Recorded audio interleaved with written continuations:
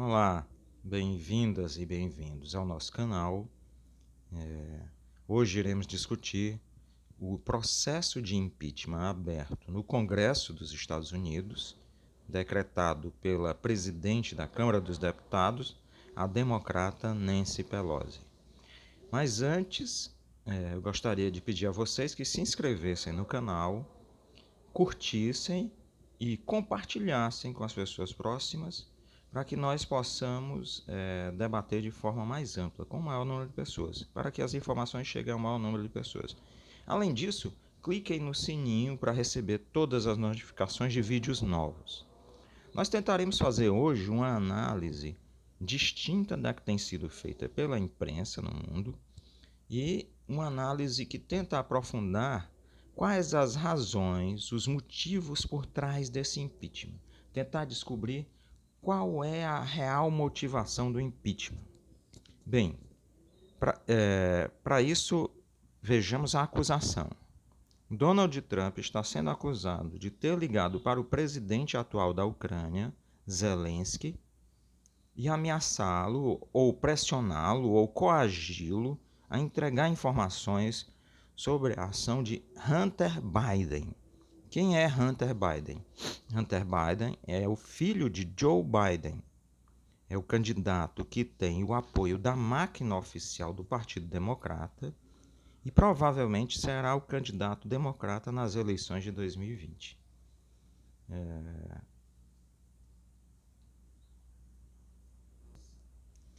Nós temos que lembrar que o Partido Democrata, o Partido Republicano, esses dois partidos dos Estados Unidos, quem domina a máquina dos partidos tem um enorme poder para determinar quem será o candidato a presidente, né, para disputar as eleições. Basta ver que nas eleições passadas, Bernie Sanders tinha um apoio popular enorme, mas por não ter a máquina partidária, perdeu a indicação para Hillary Clinton. E isso deve ocorrer novamente. Bernie Sanders, inclusive, está à frente das pesquisas de Donald Trump, mas provavelmente Joe Biden será o indicado. Quem é Joe Biden? Ele foi vice-presidente de Barack Obama, na gestão Barack Obama. O seu filho, Hunter Biden, se tornou, desde essa época, o diretor da Companhia de Gás e Energia da Ucrânia. Por que ele se tornou o diretor de gás e energia da Ucrânia?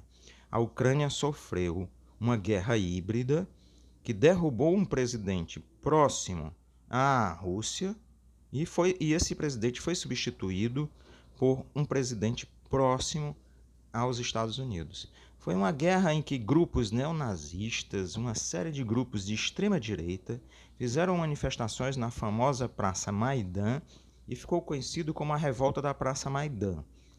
Eles atacaram o governo, houve uma série de massacres de inimigos políticos, partidos de esquerda foram atacados e perseguidos. Bem, se instaura esse governo de orientação de extrema-direita na Ucrânia. Isso faz com que aquele país que estava sob a esfera de influência de Moscou passasse à esfera de influência de Washington. E qual a importância estratégica da Ucrânia, né?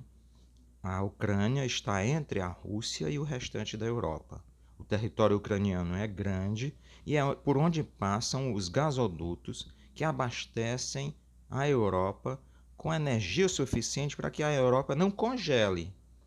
Então ela precisa do gás russo para aquecer suas casas, para movimentar sua indústria, para o funcionamento normal da vida na Europa. A Ucrânia então se torna estratégica, ela é a passagem desses gasodutos. Uma alteração no fornecimento de gás, a Europa Ocidental congela, né? Congela. Bem, esse é um mercado gigantesco. O mercado europeu é um mercado gigantesco. Vamos só dar alguns dados sobre essa dimensão. Quer dizer, segundo o Grupo Internacional de Importadores de Gás Natural Liquefeito, num relatório de abril de 2019, em 2018, o Catar, o maior exportador de gás para a Europa, exportou 16,42 milhões de toneladas de gás. A Argélia foi o segundo lugar, a Nigéria o terceiro, a Rússia o quarto, com 4,43 milhões. E os Estados Unidos, o quinto, com 2,7 milhões de toneladas, né? Mas a Comissão Europeia diz nesse ano que em 2018 os Estados Unidos se tornaram o terceiro maior fornecedor, com 12,4% do fornecimento que a Europa precisa, contra 5% que tinha em 2018. Então há uma operação dos Estados Unidos, das companhias de gás norte-americana, para tentar ocupar o mercado europeu. É uma guerra comercial pela disputa desse mercado, um mercado extremamente valioso. Para isso, a Ucrânia desempenha um papel fundamental. É preciso que haja dificuldades crescentes para que o gás russo passe pelo território ucraniano. Não é à toa que uma série de provocações foram feitas e uma parte da Ucrânia, com maioria russa, maioria étnica de russos, começou a lutar para não ser esmagada. Surgiram então duas repúblicas independentes, ou chamadas repúblicas rebeldes pelos ucranianos, a República de Luhansk e a República de Donetsk. Além disso, a Rússia ocupou a Crimeia e anexou a Crimeia, fez um plebiscito e anexou a Crimeia ao seu território, que antes era russa, a Crimeia. Acho que nos anos 50 ela passou a ser ucraniana. Bem, a Crimeia volta à Rússia. A Crimeia desempenha um papel fundamental estratégico por ter um grande porto naquela região. A situação na Ucrânia ficou instável. Uma guerra que já consumiu mais de 10 mil vidas e desorganizou uma região industrial inteira. Essas duas regiões, Luhansk e Donetsk, eram regiões industriais muito poderosas. Começam a se reorganizar agora com a ajuda russa. Bem, o Hunter Biden, voltando aos Estados Unidos, o filho do provável candidato a presidente Joe Biden, era o diretor da companhia energética ucraniana. Trump precisava de informações sobre a ação de Hunter Biden. Ele queria descobrir atitudes ilícitas de Hunter Biden para usar na campanha eleitoral. Havia uma verba prometida pelos Estados Unidos para a Ucrânia e que estava bloqueada. Após um telefonema de Trump para Zelensky pedindo essas informações, a verba foi desbloqueada, o que é mais um indício de que ele provavelmente tenha coagido o presidente ucraniano. Mas também, nesse terreno, tudo é muito pantanoso, né? Trump pode ter caído numa armadilha do seu próprio partido, o Partido Republicano. Não esqueçamos que Trump está rompendo com toda uma ala do Partido Republicano, a ala que foi chamada já de Falcões de Washington no período George Bush, depois foi chamada de Neocons no período George W. Bush, e que representa aquilo que ficou conhecido no mundo da análise geopolítica como Deep State, um termo em inglês que quer dizer Estado profundo. Existe um Estado profundo, desde George W. Bush, montado para uma estratégia de guerra em vários cenários mundiais.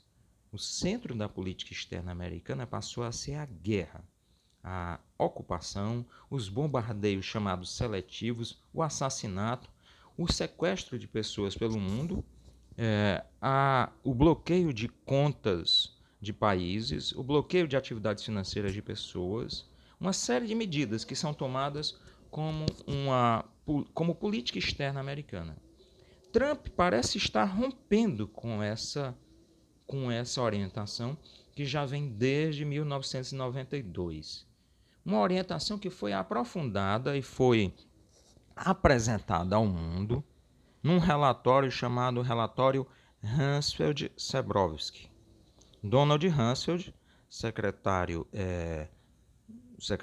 de Defesa na época do governo George W. Bush, e Arthur Zebrowski, um almirante americano, apresentaram a doutrina de dividir o mundo em 3 esferas: países amigos dos Estados Unidos e que não seriam atacados, mas também estariam submissos aos Estados Unidos, recebendo matérias-primas vinda dos países subdesenvolvidos, vamos dizer assim, fornecedores de matérias-primas. O segundo grupo seriam esses países fornecedores de matérias-primas, onde você podia, inclusive, instalar governos títeres, governos manipulados, e que se dedicassem essencialmente à exploração mineral e à exploração de commodities, mercadorias primárias. No caso do Brasil, o governo Bolsonaro é exatamente esse governo manipulado, um governo títere, um governo marionete dos Estados Unidos. E nesses governos, nesse segundo grupo, não há a possibilidade de uma vida organizada. Ela é semi-organizada. Você mantém os fluxos de fornecimento de matérias-primas, mas o restante começa a entrar em caos. E o terceiro grupo, como Síria, Líbia, Iêmen, onde há uma desorganização completa da atividade social. Bem, a Ucrânia é parte do segundo grupo. É preciso mantê-la na esfera de influência e semi-organizada. Ela tem guerra, mas ao mesmo tempo o gás continua a passar por ela. Os Estados Unidos querem disputar esse mercado. Precisam bloquear a Ucrânia, que a Ucrânia passe para o terceiro grupo. Entende?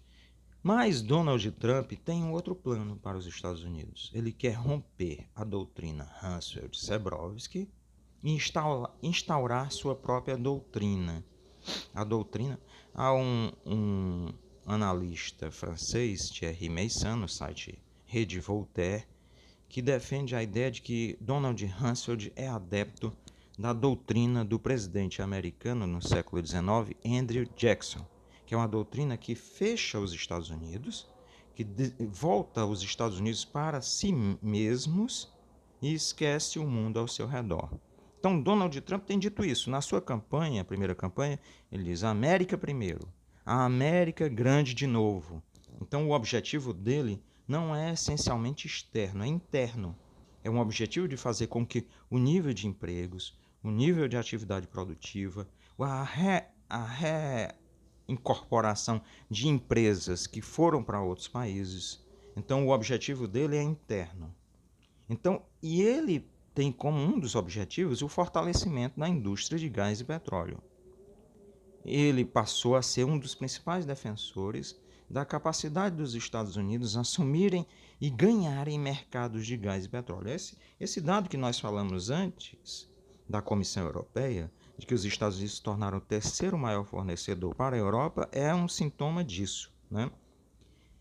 Bem, o mercado mundial de gás vai se expandir imensamente. Primeiro essencialmente porque a China vai se tornar uma consumidora tão grande que em 2025 ela se tornará o mercado maior do que o Japão e toda a União Europeia juntos. Um mercado gigantesco. Quem pretende fornecer gás para a China? A Rússia está construindo, numa companhia chamada Yamal SPG, um enorme gasoduto chamado Sila-Sibiri para fornecimento de gás à China. É interessante porque a empresa russa Novatek tem 50,1% das ações dessa empresa. A Total, empresa francesa, possui 20%. E a CNPC, chinesa, tem 20%. O Fundo Rota da Seda tem 9,9%. Ora, uma associação sino-russa, chinesa e russa, é algo já conhecido. Interessante é a presença da empresa Total francesa com 20%. Significa uma aproximação da política externa francesa da Rússia. Não é à toa que Putin esteve, antes da reunião do G7, na França. Há uma aproximação direta e há um provável afastamento da França e da Alemanha da esfera de influência americana. Também não é à toa que a Alemanha busca e apoia a construção de um novo gasoduto que não passa pela Ucrânia, um gasoduto russo chamado Nord Stream 2. Esse gasoduto vai mudar totalmente a relação na Europa. ele será o principal fornecedor de gás para a Europa. Aquela posição conquistada pelos Estados Unidos de terceiro lugar, tomando o lugar da Nigéria como fornecedor da União Europeia, poderá ser ultrapassada, porque o gasoduto Nord Stream poderá tornar a Rússia o primeiro fornecedor, que o gás chegará mais barato. Então, isso está em jogo nos Estados Unidos. Trump, que era o grande beneficiador, né, o grande caixeiro viajante do gás norte-americano, cometeu um ato de traição. Foi exatamente assim que a presidente da Câmara dos Deputados, Nancy Pelosi, se referiu. Ele se tornou um traidor dos Estados Unidos, um traidor do sistema eleitoral americano. Nosso sistema eleitoral americano nem importa, essa é a desculpa. Ele se tornou um traidor das corporações americanas ao tentar comprometer essa operação ucraniana. Se ele descobre as enroladas, as tramóias de Hunter Biden, o filho de Joe Biden na Ucrânia, ele pode desestabilizar o negócio de venda de gás natural liquefeito, GNL, para a Europa. E essa é a principal traição. Trump passa a se tornar, ao tentar conquistar informações privilegiadas que o coloquem à frente da corrida eleitoral, Trump passa a se tornar também ameaçador para os negócios dessas corporações. E aquela medida do Trump de tentar se afastar do setor belicista, um setor totalmente ensandecido, totalmente louco, que dirige a política externa americana com Mike Pompeo, e aquele John Bolton, super próximo ao Bolsonaro. John Bolton foi demitido, inclusive, por conta disso. Bolton só pensava em guerra com o Irã, só pensava em guerra com a Venezuela. Em todos os momentos ele queria jogar os Estados Unidos em mais uma guerra externa, e Trump percebeu que isso era um risco. Tanto o eleitorado americano não iria apoiar, como os gastos levariam a um colapso do orçamento americano. Bem, sem contar o número de vidas, né, que levaria isso internamente. Eles não se preocupariam com os outros países, mas internamente seria muito ruim. Ontem Trump discursou na conferência, na abertura das Nações Unidas, dos trabalhos desse ano das Nações Unidas, né, na conferência de abertura. E Trump foi muito comedido. Ele dando mostras de algo que já vinha há algum tempo. Mesmo que uma parte do Estado americano seja extremamente agressivo com o Irã,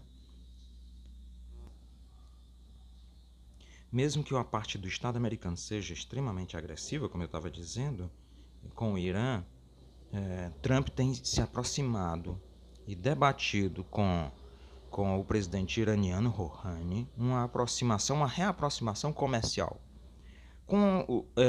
Há uma retórica, mesmo que a retórica de Trump com a Venezuela seja extremamente agressiva, ele tem contido as ações bélicas, né? Ao mesmo tempo, com a Rússia há uma aproximação. Com a China, nós discutimos em um vídeo anterior, ele tem diminuído as tensões comerciais com a retirada de 100 bilhões de dólares sobre taxas sobre os produtos importados chineses. Trump pensa a divisão do mundo de uma outra forma. Não os Estados Unidos como potência única, ele reconhece que já não dá para ter um mundo unipolar. Essa ilusão de George Bush, Bill Clinton, George W. Bush e Barack Obama. Trump pensa já o mundo multipolar. Ele reconhece a realidade. Não dá para deter a Rússia e a China em suas expansões. Então ele espera que os Estados Unidos possam, pelo menos, se beneficiar internamente, e ele estabeleça um poderio mais longo. Mas, ao ameaçar o Zelensky na Ucrânia, ele trai essa operação do setor de gás e petróleo. Ao retirar John Bolton, ele rompe com o Deep State americano, o Estado profundo, com o Estado belicista, com o setor maluco da política externa americana que quer guerra a todo custo e a todo momento. E aí ele rompe com parte significativa do Partido Republicano. O Partido Democrata há muito tempo, há anos, se arrasta a iniciativa de tentar instaurar um impeachment e eles nunca tinham conseguido. Mas aí você percebe que Trump, que ia fazer um discurso aos Estados Unidos nos próximos dias, iria anunciar essa nova política, uma política comercial de pacificação das tensões externas, ou seja, de redução do setor bélico no exterior, de voltar os Estados Unidos para a reincorporação de indústrias, para o setor comercial interno americano, e ele rompe com essa política. Na verdade, Trump está em guerra com o Pentágono, com a CIA, com a Agência de Segurança Nacional Americana, a NSA, famosa pela espionagem de todos nós. Então, Trump está... O Partido Republicano racha e rompe com Trump. Uma parte dele rompe com Donald Trump. Esse rompimento já era visível há algum tempo, era um rompimento menor. O senador americano já falecido, John McCain, já tinha rompido e era favorável ao impeachment de Trump. John McCain era a expressão desse estado bélico extremamente agressivo. Na verdade, era o representante no Senado dos mais agressivos na política externa americana. E hoje parece que o apoio a essa iniciativa do impeachment, a iniciativa do Partido Democrata, dentro do Partido Republicano se amplia, a ponto de ser possível abrir o processo de impeachment. Então, o que nós observamos são vários fatores. O primeiro, o rompimento de Trump com a política externa que os Estados Unidos vêm desenvolvendo nos últimos 30, 40 anos, o estabelecimento de uma política interna distinta, de voltar-se para o crescimento econômico interno, que também tinha sido rompida, né, há um bom tempo. Né. O terceiro, a iniciativa que prejudicou as ações de venda de gás gás natural liquefeito, GNL, né, para o exterior, ameaçando a operação que os Estados Unidos, que empresas, corporações americanas querem estabelecer cada vez maior na Europa, e a concorrência com o gás russo. O gás fornecido pela Rússia através da Gazprom à União Europeia. Então, esses são os verdadeiros motivos do impeachment de Trump. Não é por ele ter transgredido uma lei eleitoral, por ter tentado conseguir informações que extorquissem o presidente ucraniano Zelensky, ou que ameaçassem a candidatura de Joe Biden com informações ilegais. Não é nada disso. O que se trata é a disputa do mercado de gás mundial, a reorientação dos Estados Unidos. Os Estados Unidos estão como um imenso transatlântico fazendo uma manobra, como se diz popularmente, né, um cavalo de pau, uma mudança de rota da sua política externa e interna muito profunda. Trump está sendo derrubado e provavelmente será derrubado por essas iniciativas, por romper a política que se estabeleceu e que forma gerações de militares há muito tempo nos Estados Unidos, forma gerações de analistas políticos, analistas geopolíticos, que forma a mídia e que forma o Congresso americano. Trump é esse rompimento com esse setor.